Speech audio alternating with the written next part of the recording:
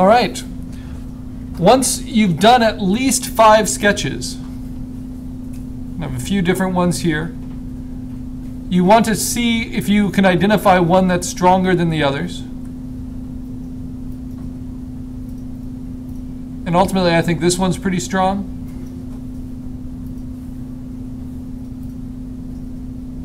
A little star by it. I think this one's pretty strong. And I actually think this one has a lot of potential if it's done right. And now, basically, just what you've done, the reason we sketch before we take our exposures is you've really introduced yourself to your subject and the possibilities of it. Then, of course, it's up to how you set it up, how you do your lighting. We talked about setting up a white piece of paper or material attached to a wall, maybe elevated like on a crate or a box, like so that it folds down like this off of the flat surface and gives you a gentle curve with which to place your object on. So here's your object. And then you can light it, and you can light it from the side to get that contrast lighting. And then if you diffuse the light, you'll get nice soft shadows on it. And then you might need a reflector over here to give you some secondary light on this side. Or you can have, like I set up in the classroom, even a secondary light source, which is much dimmer and maybe reflected backwards off an umbrella or something to give you that reflected light. So that's how I approach this. And we're going for maximum eye movement. Maybe using the shadow, maybe not. So first I lit the object to have very nice, even, all over exposure. So I've pulled in, I took a lot of shots, right? And I did different settings. I used aperture priority to control my depth of field. I mostly turned the flash off. I took one shot with the flash just so you can see how much it flattens it out. Right? So here's with the flash. Totally changes the color of the lighting. And that really crisp shadow from that direct flash kind of flattens it out, where the soft lighting gets a lot more romantic feeling, softer around the edges. But it depends what object you're shooting and what impact you want. I wanted to minimize the shadow to start with and get the warmth out of the color. So the white balance in my camera is set for sunlight, even though I'm shooting with internal lights, and that's why it looks so warm. But I'm going to show you how in processing we can fix the channel mixer so that the white is a neutral. Okay, so looking at all of these, I can tell immediately which ones are more engaging. And then I look at them up close, and I check their focus control. You know, on this one, I'm really playing with strong focus pulls. Wanted it focused in the back. So we're looking past the front, getting into the middle here. I think that works pretty well. Here's a horizontal composition with soft shadow, but it kind of commands the space. Almost looks like some sort of sea creature to me, reaching up from the ocean floor. I like how the ground kind of comes slowly into diagonal view and melts into nothing.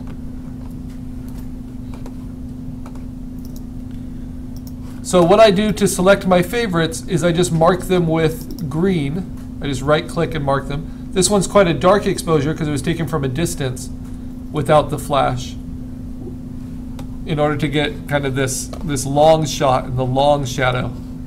I think it commands the space well, but ultimately it's a little dull. And then I lit it, started lighting it with more dominant shadows. You know, and a shadow off to the left instead of key light going off to the right, or the shadows going off to the right. So I like that. I like the vignetting I get in the corners. You see how it's darker around the edges? That's commanding the space pretty well through its shadow and kind of gets my eye moving around. I don't know if it really shows off what I like best about it. This one I got kind of excited about. And so I started shooting a lot this way, where it's kind of tilted towards you. It almost looks dangerous. It's like an asteroid hurtling towards you, because the shadow underneath it kind of tells you it's not anchored to the ground. And so there's a few I got that are variations on that.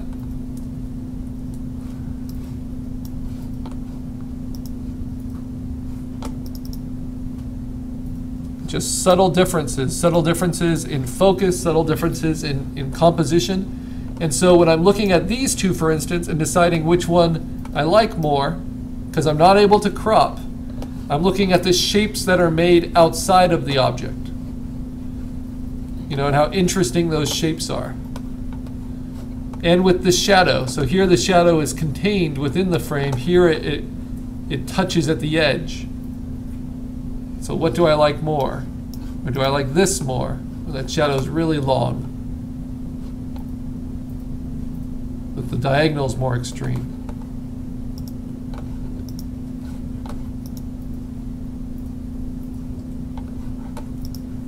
It's hard.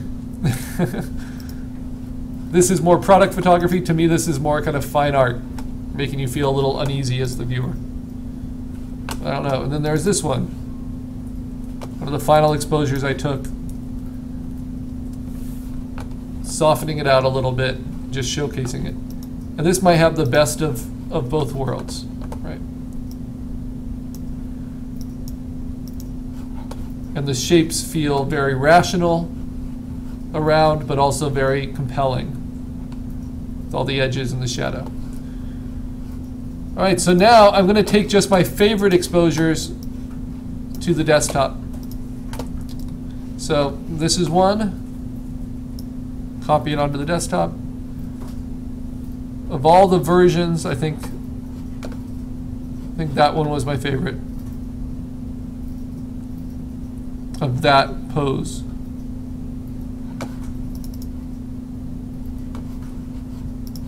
I like kind of the lonely sentinel feeling of these. And the focus is pretty good there. It's really narrow. It's just a stripe right down the back there. So I think that limits that one a little bit. This one is a little bit more interesting in its angles and its focus.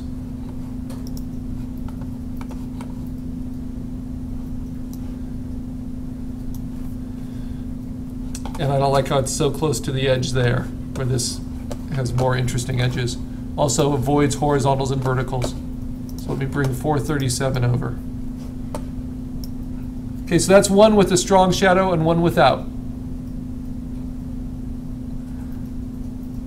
These are the ones I thought looked the most like a heart. So I thought that was kind of interesting.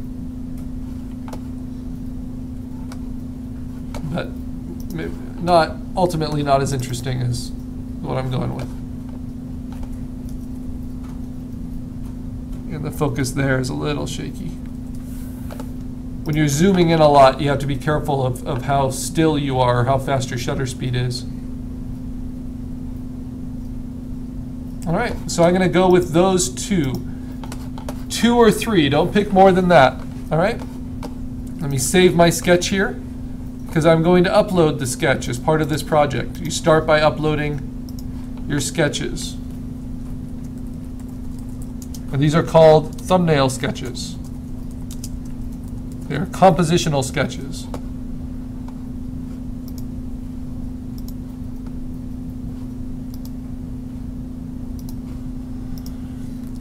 Now there's another thing we can do to these. When you are framing them in your camera might have shown you the rule of thirds. And this is a nice compositional trick we've encountered before. We've read about it, we've seen it.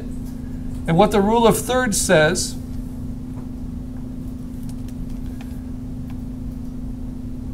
is for dynamic eye movement in engaging compositions, it tells you where to place your focal points. It tells you to avoid dead center, it tells you to avoid the corners, and it says instead line them up on third lines. So let's plot some third lines here. See what those look like. So you divide it by thirds vertically and horizontally.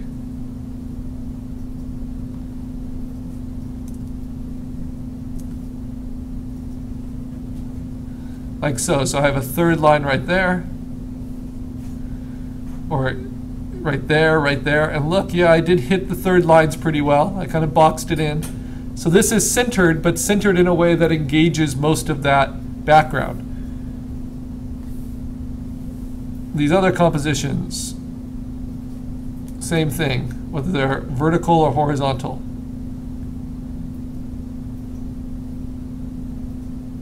And this gets kind of lined up with a third line. And then the shadow follows a third line. So this has some good engagement on there, but it doesn't get to all three, so it's deadened a little bit up here. It's just another way you can think of composition.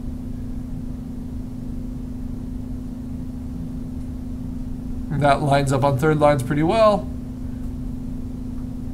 Now it's more of a beginner's guideline because it's just a feature of pretty strong compositions that they intersect, focal points intersect with third lines. It's not the only way you can go about making interesting compositions, but it's a nice way of checking and being aware. Right. All right. So I just wanted to show you that. It's called the rule of thirds.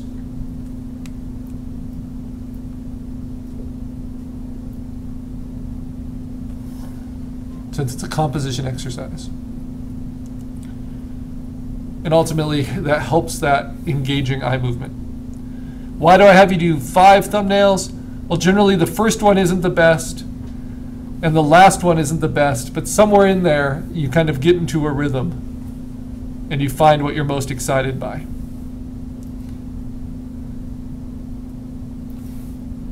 And you've got to do 5 to just kind of come to terms with all of it. All right, now I've pulled my 2 favorites from my exposures, and now it's not about whether they match my sketches or not. It's about what kind of potential do they have. So I'm going to open these up with Photoshop. And the first thing I'm going to do with both of them is to get to an even white behind, because I want to shoot with a blank white background, and I did. And so to get the true color of the object, I need to kind of filter out that interior, the temperature of the lighting, since I used artificial light. So what do I do first? I make a duplicate of my background exposures. Command J. Then what I'm going to do is just use a direct adjustment, not a layer adjustment. So I say Image, Adjustment, Channel Mixer. I go right to the channel mixer. And we use this a little bit in our texture projects. It's one of the adjustment layers in the sepia action, black-white sepia action we used. And it's wonderful for mixing subtlety, even if you're not going to black and white. So here I have the red channel. These are the 3 colors that the computer sees in. With these 3 colors, these 3 colored lights, which your computer monitor is made with and your digital camera senses, are all the millions of colors that you can see. So for the red channel, I'm going to leave the red at 100, but I'm going to push the blues back and forth a little bit and see if it starts to mix it towards a more neutral. I'm going to mix the greens back and forth, see if it mixes it more towards a neutral. Not much movement there, maybe a little bit in the blue. So now I go to the green. I leave the green at 100%. I'm going to push the reds back and forth and the blues back and forth. And it's changing little by little. And now the blues, that seems to have a pretty big effect towards making this a neutral. I'm not trying to get bright white. I'm trying to get neutral gray. Okay? So big difference between what I shot and now with Channel Mixer, mixing the channel towards a gray. Next, I can make a duplicate of that. And I can start playing with the levels. And this will help me see the color a little bit better as well. So I can optimize the histogram. I want to have a bright white, not necessarily a solid white. I don't want to blast it out unless that really helps my composition.